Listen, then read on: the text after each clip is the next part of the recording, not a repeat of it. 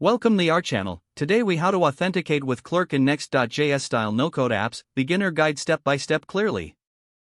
To authenticate with Clerk in your Next.js-style no-code app, start by creating a Clerk account if you don't already have one. Once you're logged in, navigate to the Clerk dashboard. Create a new application by clicking on the New Application button. Fill in the necessary details, such as the application. After creating your application, you will see your API keys in the application settings. Copy the front-end API key, as you will need this for your Next.js app. Now, set up your Next.js project if you haven't done so already. You can create a new Next.js app using the command npx create nextapp mynextapp. Navigate to your project directory with cd mynextapp. Then, install the Clerk package by running the command npm install at clerk/clerk SDK at latest.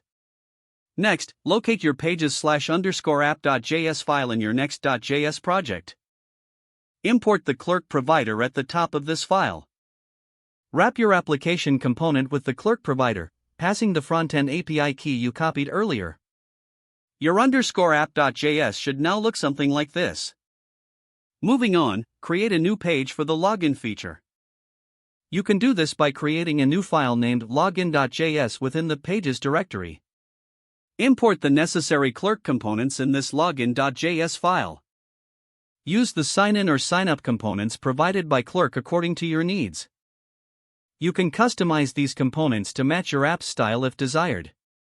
Next, create a logout functionality by adding a button on a separate dashboard page. On this page, import the useClerk hook from Clerk. Use this hook to access the sign-out method. Now, you can make the button call sign-out when clicked.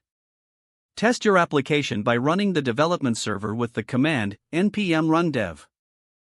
Navigate to your login page in the browser to see the Clerk authentication in action.